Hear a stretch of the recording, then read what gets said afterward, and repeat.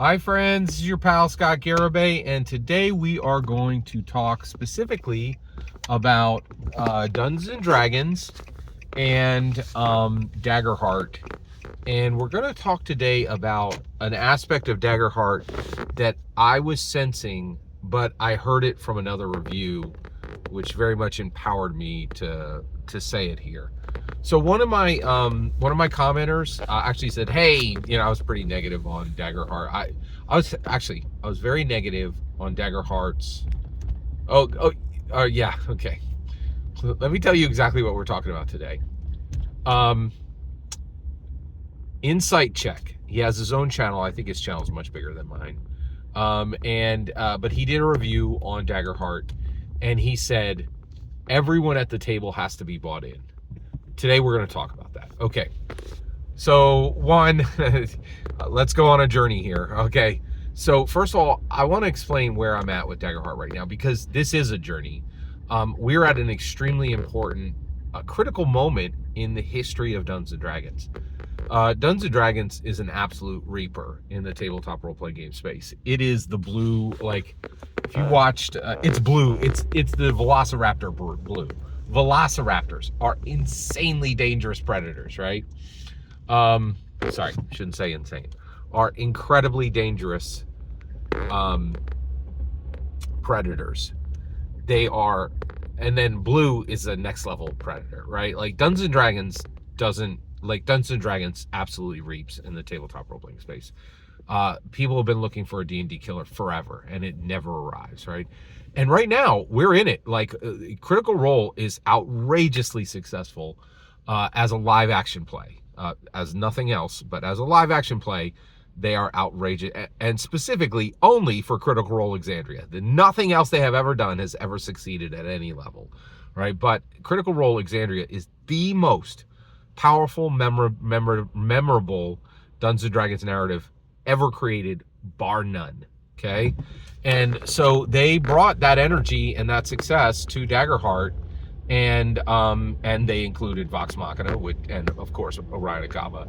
And so since all that's in the mix, there's a chance Daggerheart's going to be a D&D killer. There's a chance it's going to be a major competitor, right? And so we're in it right now, and people are tearing it apart, deconstructing it, reconstructing it, constructing it at the table to see if this thing can run, right? And I'm there with them. So far, I absolutely despise the release. The release was an absolutely catastrophic failure. D&D wins, okay? Rule set. It is the Daggerheart rule set is an absolutely broken, deficient rule set. Is that bad? No, that's fine. Well, wait a second, Scott. Why would it be fine for a tabletop role-playing game to be delivered with a broken, deficient rule set? Because D&D 1E was like D&D on February 7th, 1974. Gary Gygax delivered Dungeons and Dragons with a broken, deficient rule set. It totally succeeded, right? Like, so that's fine. Like, it would have been better if it had been better, but this is where we're at. Okay. Now, so why do I still care? Well, one, the construction of this game is fascinating. I'm really fascinated by the cards. I'm also fascinated by the differences. I'm also fascinated by the fact that it's not a D&D clone. So many games right out of the gate are just bad D&D clones.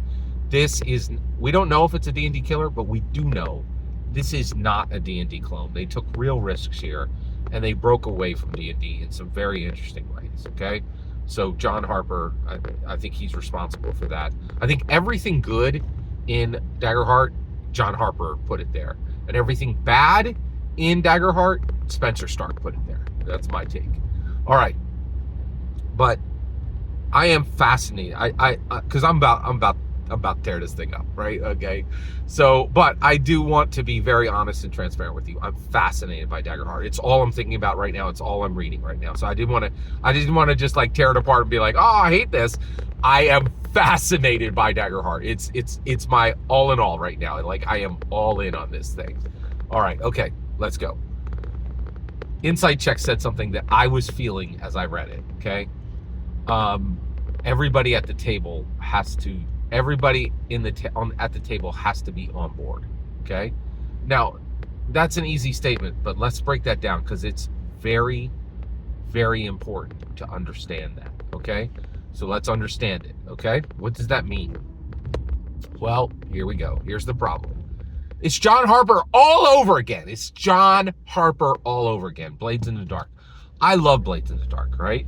But it is written for bougie artisanal pencil sharpeners who live in Brooklyn. It is such a bougie smell your own farts game. Like, it's just so bougie and so intellectual and so niche, right? And D&D is already a niche. It's niche on niche, right? And here's the problem. And you're like, well, why is it important that everybody has to be on board? That's not the case with Dungeons and Dragons, okay? It's built to handle jerks. It's built to handle problem players, right? And I'm so sick of this. I'm sick of this. I am sick of this, right? Spencer Stark is lazy, right? And John Harper is bougie to the bone, right? So bougie, so intellectual, so artisanal pencil sharpener from Brooklyn, right? It's just so fixie gear, right? It's just so bougie, all right? So let me explain this. What's the problem, Scott? Why isn't it okay? Why isn't it okay that everybody on board? Here's the problem. Listen carefully. Listen carefully. I'm so tired of this happening, right? D&D continues to do the hard work and get a swift kick in the derriere for it, right? D&D continues to do the actual hard work and get a virtual kick in the virtual jumblies for it. And so the reality is, hey, it's easy to play with nuns, right? Yes, we know you all went to a convent. We know you sing on hills, and that everybody at your table is such a special, perfect princess who never sinned and is never unkind to the person next to them, right? Well, guess what, Spencer Stark? Guess what, John Harper? It's not cool to build games for them. What about the jerks of the world? What about the people who aren't special, perfect princess nuns who live in a convent, right? Like, who are just always uplifting the player next to them, right? And this is my point, right? And Critical Role is responsible for this. Critical Role did not work on this game, okay? They set to work John Harper and Spencer Stark, okay? Now, the problem is, it's too easy to do what they're doing, right? To build a game that works if everybody at your table is a special, perfect, sinless nun who only treats the person next to them with righteous, wonderful harmony, right? Yeah, we know you're all brilliant and you all have Ivy League degrees, right? And you're all just so perfectly socially adapted, right? But guess what? That's not cool, man. D&D built a game for everyone, even the jerks, even the problem players, and they built it into the mechanics. Not everybody has to be on board. One guy can be kicking the runner every step of the way, and D&D still works. It still works. And that's the problem I have with Daggerheart. I told you at the beginning because I didn't want to get too far out on this, right? Like, I am absolutely fascinated. I am really captivated by what Stark and Harper have done, right? Probably more Harper than Stark. But this is wrong, and this is bougie, and this is wrong, okay? I'm so sick to death of people making games that can be played with other tabletop role-playing game designers, and that's who they play tested this with. I don't think they actually listened to any, and I know they did some stupid public playtest, which I think they just ignored half the ideas, right? This thing is super niche and super social and super weird. This is not, and super bougie. And I thought it was just me, but Insight Check said it too. He said, everybody's got to be on board. That is not the case with Dungeons & Dragons. You can have one guy kicking the runner. You can have one guy, just like not working with everybody else, and the game has rails to control it, right? It's too easy to do this in design and say, oh, hey, the first thing you need to do is get a bunch of special princess nuns who have never sinned and only treat each other with the greatest of kindness. Oh, yes. it sucks. It sucks. I do not like this. I don't like these bougie games that are built for perfect people. I really don't, right? This is not cool. We need to get past this. Now, I'm not saying Daggerheart is a failure. We just don't know that yet. And frankly, I've already made a video. I think they have a 3-year window to turn this thing into a D&D killer. D&D killer. It doesn't need to be there out of the gate. How do I know that? Because I know D&D's history, right?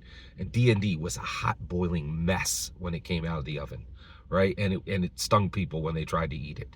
Like, it was a mess. Within 10 years, people were literally trying to destroy it. And then 50 years later, people came to destroy it again, right? Like, D&D is its own thing, right? This may be a D&D killer. This is a very interesting aspect. But I don't like this. And I could smell it when I was reading it. I was like, this is bougie. This is bougie. This is bougie. This is built to be played with other tabletop role-playing game designers. John Harper absolutely did it with Blades in the Dark. That is a super niche, super awesome game that can only be played with artisanal pencil sharpeners from Brooklyn, right? Who drink scotch like John Harper, I'm telling you, right? And I'm sick of D&D having to continue to carry the real load of real play. And everybody else going, oh, well, our game works as long as everybody's a perfect princess special sinless nun who's been in a convent for 10 years and only treats the player next to them with utmost respect and kindness. D&D's like, bring your worst. We'll take every jerk at the table and we will build with them, right? And so while I'm loving Daggerheart, it's making me love D&D more, like because it's doing the real work. Every single word you just heard is my humble opinion. The important part is when I get to hear your humble opinion. When you get in the comments, send your traffic. Please consider liking and subscribing, and have a fetch millennium.